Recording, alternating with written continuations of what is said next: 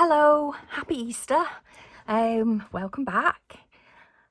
I could not get on with my garden visitor, the butterfly.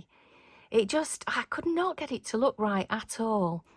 I stamped it on a separate piece of fabric and coloured it and stitched it, and it just didn't, I think it was too big. So back to the drawing board and back to my stamps, and I found this old set called Bonjour from Kaisercraft, and lo and behold, there's the bird, which is just the right size. So at first I was looking at this butterfly or this smaller one, and no, I changed my mind completely. The butterfly has flown and the bird has landed. So I bit the bullet straight on with Stays On Stone Grey. I know that there are ink pads for fabric out there, but I don't own any, so I went with Stays On and I made sure that it was nice and dry before I started stitching over the top. So I've used a variegated thread with shades of really pale lilacs, and then I've gone back in over the top. I've done a tweeny weeny little French knot, and then I've gone round the edges and just to add a little more shade with a slightly darker shade of lilac. And yeah, I'm quite happy with that now. It's not what I was intending to do, but I do have a garden visitor. And I was on a roll and I was in the mood for sewing, and I thought, okay, I'm going to move back up to where I've got this great big gap at the beginning of the roll, because I'm working back and forward. I'm not following down in any kind of order. So I've couched down some more of the twine. It's the same stuff I used for the wigwam, so it kind of carries the colour.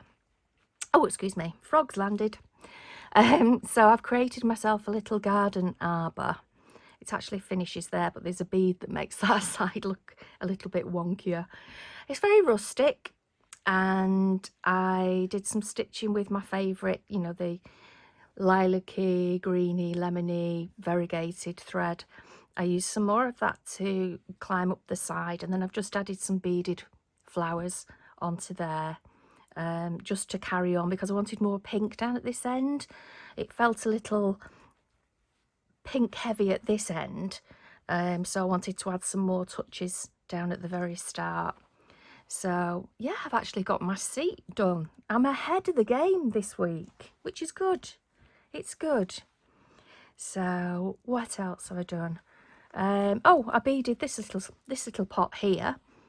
I did some great big, there were 6 strands, so I did some great big leaves, and then I've just popped one of the little amethysty darker beads onto the ends of there. I might do some more to it. I might put some smaller beads in, not sure. I don't know, I quite like it because it's totally different to the pot on the other side. So haven't gone any further with this section. That's there ready. I'm waiting. This part here looks a little bit of a mess. I am hoping the girls give us a prompt for a tree at some point, because I really want to put a tree there. And the other reason I want a tree is, look at that other bird. I want that to be coming off the other tree. And the reason I've hesitated and I haven't added one in already is I'm trying to be true to the prompts, because this is the first time I've joined in and the first snippet roll I've made. I really want to stick to the prompts if I can. So that's where I am up to. So, and I thought I'd share my tablecloth, charity shop tablecloth. I think it's absolutely beautiful. Every corner's a different colour.